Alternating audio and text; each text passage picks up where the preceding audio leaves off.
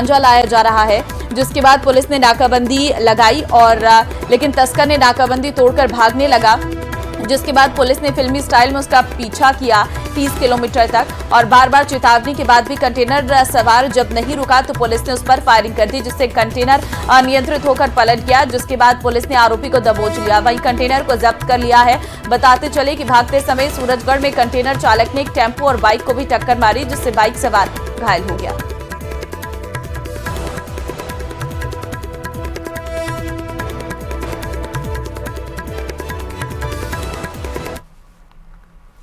झुंझुनू के सूरजगढ़ में अवैध गांजे से भरे कंटेनर को पकड़ने के लिए पुलिस को फायरिंग करनी पड़ी है, जिसके बाद पुलिस ने करीब 20 लाख रुपए की कीमत का 200 किलो अवैध गांजे के साथ एक वांटेड तस्कर को गिरफ्तार किया। हालांकि पुलिस ने इस मामले का आधिकारिक रूप से खुलासा आज किसी भी वक्त कर सकती है।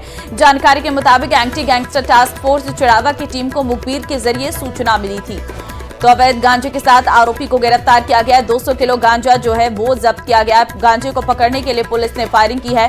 आज कर सकती है पुलिस मामले का पूरा खुलासा। फिल्मी स्टाइल में दौड़ रहा था ये कंटेनर। झुंझुनू शहर के बीचों बीच स्थित काना पहाड़ी पर चल रहा खनन कार्य लोगों के भारी विरोध के चलते पिछले साल 6 दिसंबर को बंद कर दिया गया था, लेकिन एक बार फिर से खनन शुरू होने की चर्चा जोर पकड़ चुकी है, जिससे यहां के बाशिंदे आंदोलित होने लगे हैं। क्या है वजह, इस रिपोर्ट में देखिए।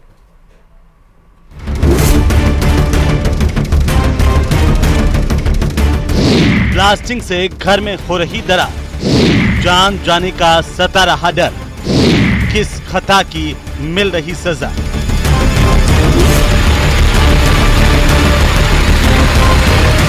जिधर देखो उधर दरार, दीवारों पर दरारों का कब्जा हो चुका है। ब्लास्टिंग से ये इलाका दहल जाता है, मकान कांप उठता है, छत हिल जाती है। ऐसा लगता है कि मकान में दबकर इंसान चल बसेगा, लेकिन कुछ देर बाद धमाका शांत हो जाता है। इससे पहले कि लोग राहत की सांस लें, ब्लास्टिंग फिर से शुरू हो जाती है। झुंझुनू शहर के काना पहाड़ और यहाँ की बस्ती के बाशिंदे मरने के खौफ में जिंदगी बसर करने के लिए मजबूर है। रात को कम से कम 1 बजे के बाद में ना सुरंग चालू होती है। इतनी जोर की आवाज आती है कि पूरा घर हिलने लगता है और उससे डर लगता है कि कभी बाई चांस कभी नीचे ना गिर जाए मकान। ये नुकसान आपको मैं बता दिया। पूरे घरों के अंदर दीवार है पूरी क्रैक हो चुकी है। यहाँ के लोग पिछले 17 सालों से सुकून में रहते थे, लेकिन अब हर दिन डरे सहमे रहते हैं। दरअसल अगस्त 2024 में पहाड़ पर खनन की स्वीकृति मिली।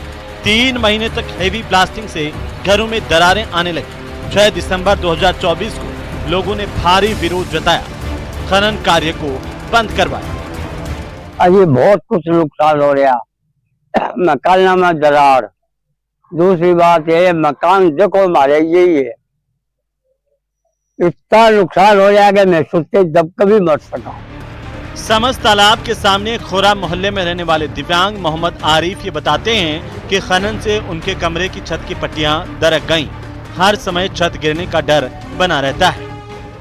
अगर हम लोग को मारने से तो सीधे मार दो ना, इसे डरा की मारे हो। रात और दिन हम लोग को डर लगता है, ब्लास्ट होता है, रात को भी होता है, दिन में भी होता है, 24 घंटा ब्लास्ट हो रहा है। मेरे मकान के अंदर सर देखो पट्टियां टूट चुकी है, मकान के अंदर दरारें आ चुकी है और पास में गाड़ी भी निकलती है, ऐसा लगता है कि पट्टियां हमारे ऊपर गिर जाएगा, पूरा मकान गिर जाएगा हमको ऊपर।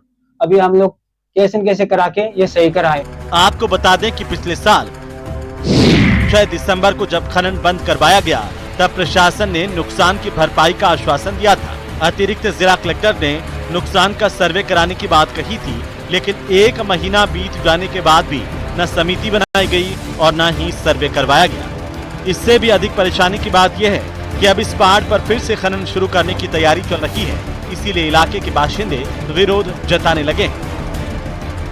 यहाँ के लोगों को कहना है कि रात के समय हेवी ब्लास्टिंग की जाती है, वही प्रशासनिक अधिकारी इस हेवी ब्लास्टिंग के मामले में चुप्पी साधे हुए हैं। यहाँ के लोग एक बार फिर मुखर होकर इसका विरोध कर रहे हैं। करसन सिंह शेखावत, न्यूज़ 18 राजस्थान, झुंझुनू। और अब उदयपुर से बड़ी खबर आपको देंगे। गोगुंदा बगडुंडा रोड पर दिखा है लेपर्ड। आपको बता दें, शिकार करते हुए एक व्यक्ति ने वीडियो बनाया है। रोड किनारे भैंस का शिकार किया था। कार की रोशनी से लेपर्ड दीवार कूदकर भागा है। सोशल मीडिया पर यह वीडियो वायरल हुआ है। ग्रामीणों ने वन विभाग को इसकी सूचना दी है। राहगीरों में डर का माहौल बना हुआ है। तो देखिए, रोड किनारे भैंस का शिकार किया है। कार की रोशनी से लेपर्ड दीवार कूदकर भाग गया है। सोशल मीडिया पर वीडियो वायरल हो रहा है। ग्रामीणों ने वन विभाग को इस पूरे मामले की सूचना दी है। उदयपुर से बड़ी खबर है। शिकार खाते हुए एक व्यक्ति ने इसका वीडियो बनाया है। राहगीरों में साफ तौर पर डर का माहौल देखने को मिल रहा है। आबादी वाले इलाकों में लगातार जो है ये तस्वीरें सामने आती हैं, जहां पर कहीं ना कहीं लेपर्ड का मूवमेंट जो है वो बढ़ता जा रहा है। और खासकर गोगुंदा का ये इलाका, जहां पर लेपर्ड्स की संख्या बहुत ज्यादा देखने को मिल रही है। घने जंगलों से ये लेपर्ड अब आबादी वाले इलाकों में आ रहे हैं। अपने बेबाक बोल के लिए मशहूर बाबा बागेश्वर धाम धीरेन्द्र शास्त्री ने इस बार महाकुंभ को लेकर बयानबाजी करने वालों को निशाने पर लिया है।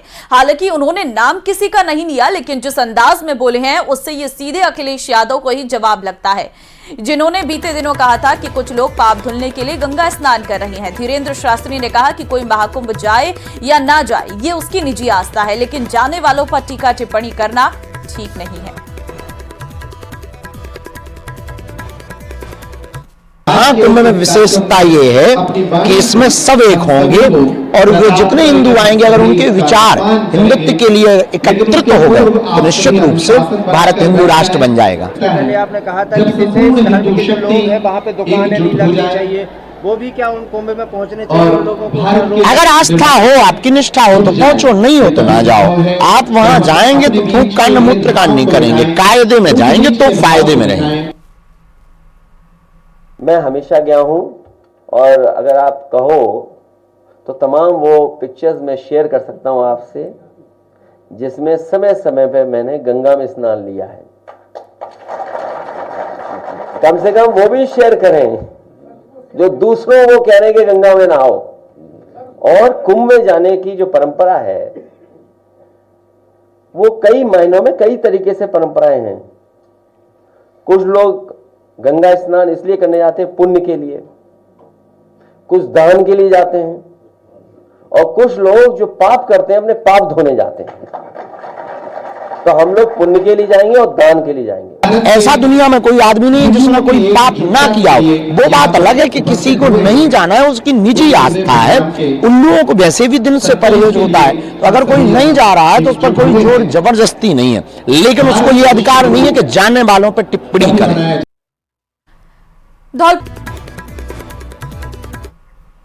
केजरीवाल के खिलाफ आज होने वाली राहुल गांधी की पदयात्रा टल गई है। पार्टी की तरफ से इसके पीछे खराब सेहत का हवाला दिया गया है।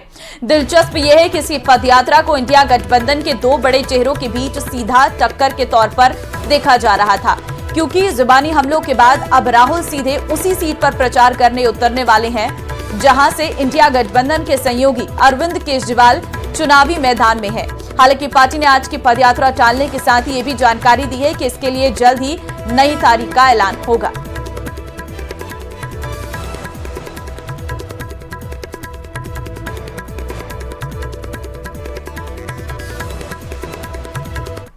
सैफ अली खान को जख्मी करने वाले बांग्लादेशी हमलावर पर सियासत गरमा गई है और गूंज अब दिल्ली चुनाव में भी सुनाई देने लगी है। आरोपी की गिरफ्तारी और उसके बांग्लादेशी कनेक्शन के बाद अब बीजेपी ने केजरीवाल को घेर दिया है।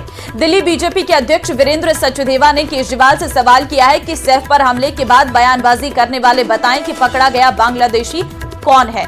बीजेपी ने दोहराया कि अवैध ढंग से भारत में रह रहे बांग्लादेशी देश की सुरक्षा के लिए खतरा है। दरअसल दिल्ली चुनाव में अवैध बांग्लादेशी और रोहिंग्या के मुद्दे पर पिछले काफी दिनों से सियासत जारी है और सैफ अली खान पर कातिलाना हमला करने वाले पर जैसे ही ये खुलासा हुआ कि वो बांग्लादेश का रहने वाला है तो फिर से उसे मुद्दे को हवा मिल गई है। अरविंद केजरीवाल बताएं, क्योंकि उस दिन वो बड़ी चिंता में आए थे। सैफ अली कहाँ हो, ये तो राष्ट्रीय धरोहर है, इस पर क्या हो गया ये। अब आके बताएं हमला करने वाला कौन है। पहले दिन से हम कह रहे हैं कि देश में अवैध बांग्लादेशी, अवैध रोहिंग्या देश की सुरक्षा के लिए और दिल्ली की सुरक्षा के लिए खतरा है। और अब खबर एक्टर सैफ अली खान पर उनके घर में हुए हमले से जुड़ी हुई है। सैफ के दुश्मन के बांग्लादेशी कनेक्शन को लेकर बवाल मचा है और इसी बीच पुलिस सूत्रों के मुताबिक पुलिस आज लीलावती अस्पताल में भर्ती घायल सैफ अली खान का बयान दर्ज कर सकती है। सैफ की सेहत में सुधार के बाद उन्हें आईसीयू में वार्ड में शिफ्ट किया गया है। सैफ की सेहत को देखते हुए अब तक बयान दर्ज नहीं किया गया है। पुलिस अब खुद सैफ के हवाले से 16 तारीख को सैफ के घर में क्या हुआ था, अब तक पुलिस उनकी पत्नी करीना कपूर और उनके मेट का बयान दर्ज कर चुकी है। अभी यह स्पष्ट नहीं है कि आरोपी सैफ के फ्लैट में कैसे घुसा।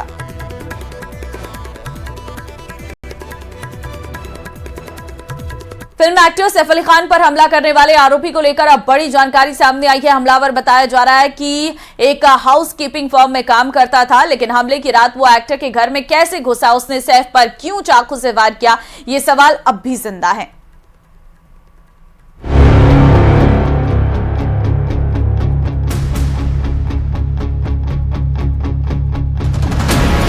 सैफ पर हमले का घुसपैठिया कनेक्शन।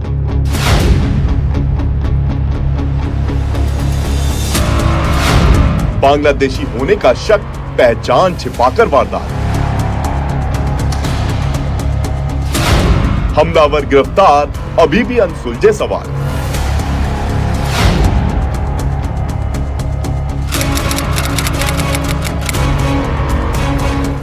पहली तारीख 16 जनवरी जब सैफ अली खान पर उनके ही घर में हमला हुआ।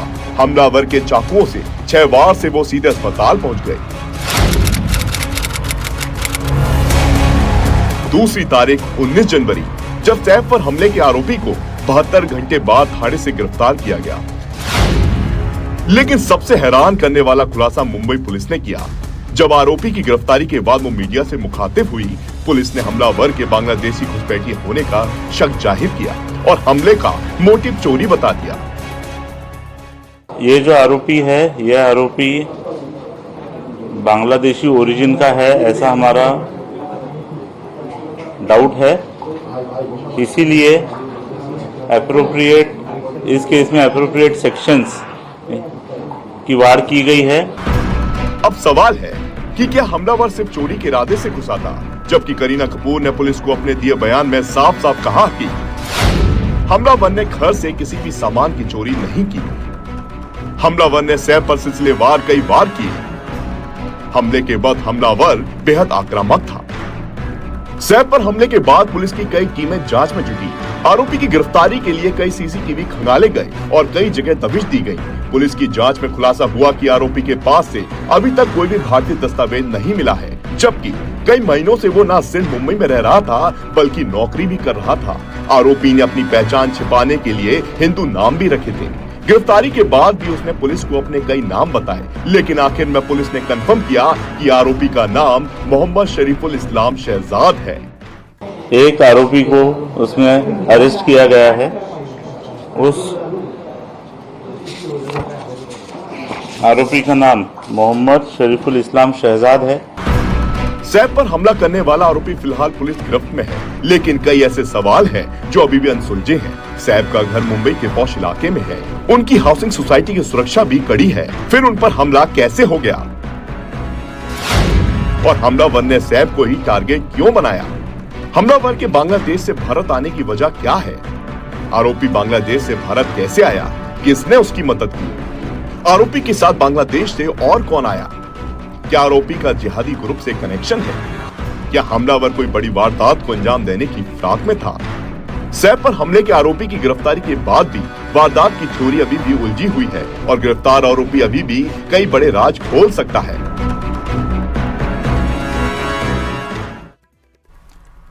कोलकाता में आरजीकर मेडिकल कॉलेज में ट्रेनी डॉक्टर के रेप और मर्डर केस में आज सजा का ऐलान होगा। शनिवार को सियालदह कोर्ट ने इस मामले में संजय रॉय को दोषी करार दिया था और आज दोपहर 12:30 बजे कोर्ट इस मामले में सजा का ऐलान करेगी।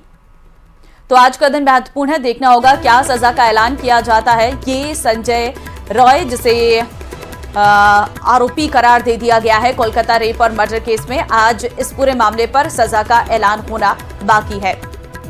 एक ऐसा मामला जिसने पूरे देश में गुस्सा और बवाल पैदा कर दिया था। एक महिला ट्रेनी डॉक्टर जिसे देर रात इस आरोपी के द्वारा सबसे पहले उसके साथ रेप किया जाता है और उसके बाद उसकी हत्या कर दी जाती है और उसके बाद ये आरोपी निकल जाता है। लेकिन सीसीटीवी फुटेज के आधार पर इसकी गिरफ्तारी की गई थी और अब सीबीआई इस पूरे मामले की जांच कर रही थी और ऐसे में कोर्ट ने फैसला सुनाया है कि संजय रॉय इस पूरे मामले पर आरोपी है और आज इस पूरे मामले पर सजा का ऐलान किया जाएगा। और अब खबर मध्य प्रदेश के सागर से है, जहां सागर में शादी के दौरान दूल्हे को अचानक हार्ट अटैक आने से उसकी मौत हो गई, जिससे शादी की खुशियां मातम में बदल गई। ये घटना तब हुई जब शादी की रस्म चल रही थी। दूल्हे को अचानक सीने में दर्द उठा और वो मंडप में ही गिर गया। इसके बाद वहां मौजूद रिश्तेदारों ने और परिजनों ने उसे उठाने का प्रयास किया। जब वो नहीं उठा तो तत्काल ही उसे अस्पताल लेकर पहुंचे, जहां ECG करने और अन्य जांच के बाद मृत घोषित कर दिया गया। तो शादी की खुशियां किस तरीके से मातम में बदल गई, आप इन तस्वीरों से देख सकते हैं। शादी के दौरान जयमाला के बाद अचानक से मंडप में ही दूल्हे को हार्ट अटैक आ गया। वो परिजन जब उसे अस्पताल लेकर पहुंचे तो तब तक डॉक्टर्स ने मृत घोषित कर दिया।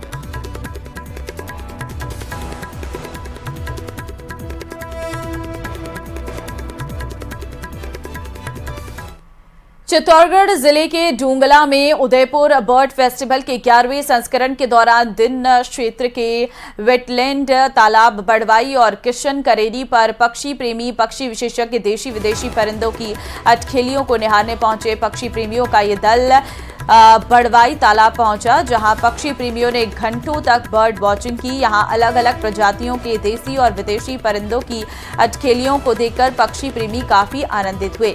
उन्होंने इन परिंदों की अटखेलियों को अपने कैमरे में कैद किया। इस दौरान यहां ग्रीन अर्थ नेचुरल सोसाइटी के काम की सराहना भी की गई।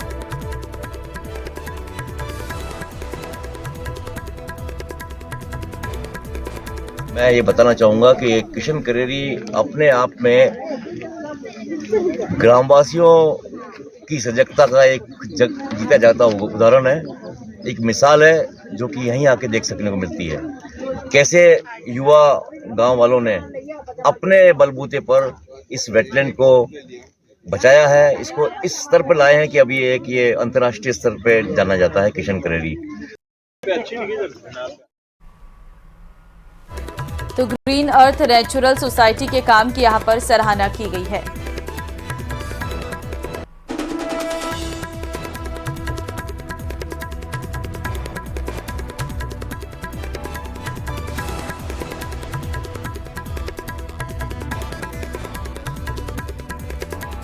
और अब जैसलमेर से बड़ी खबर आ रही है। संपत्ति विवाद में पिता का खौफनाक खेल देखने को मिला है। पिता चेनाराम ने 2 मासूमों को टांके में फेंक दिया है। टांके में डूबने से 2 माह के मासूम की मौत हो गई है। 2 साल की बेटी डिंपल की हालत नाजुक बनी हुई है। पोखरण के राजकीय अस्पताल में इलाज चल रहा है। पत्नी का भी राजकीय अस्पताल में उपचार जारी है। भाई गंगाराम से चल रहा था संपत्ति विवाद। पुलिस ने पिता को हिरासत में ले लिया है। तो संपत्ति विवाद में पिता का ये खौफनाक खेल देखने को मिला है। पुलिस ने पिता को हिरासत में ले लिया है। फिलहाल संपत्ति विवाद में पिता ने अपने 2 बच्चों को टांके में फेंक दिया, जिसमें से एक बच्चे की तो मौत हो गई है। गुजरात का वनतारा 2 नए हाथियों के स्वागत के लिए पूरी तरह तैयार है। जिन 2 नए हाथियों को वनतारा लाया जा रहा है, ये दोनों नए हाथी बंगाल के इस्कॉन मायापुर से वनतारा में लाए जा रहे हैं। वनतारा अनंत अंबानी का ड्रीम प्रोजेक्ट है, जो वन्य जीवों के संरक्षण और पुनर्वास के लिए स्थापित किया गया है। जानकारी के मुताबिक इन हाथियों में एक ने पिछले साल अपने महावत पर घातक हमला कर दिया था और जिसके बाद इनकी खास देखभाल के लिए इन्हें वनतारा लाए जाने का फैसला किया गया।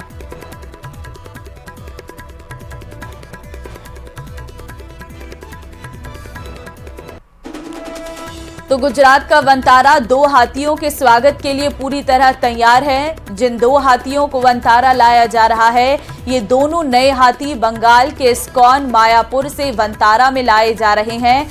वनतारा अनंत अंबानी का ड्रीम प्रोजेक्ट है, जो वन्य जीवों के संरक्षण और पुनर्वास के लिए स्थापित किया गया है।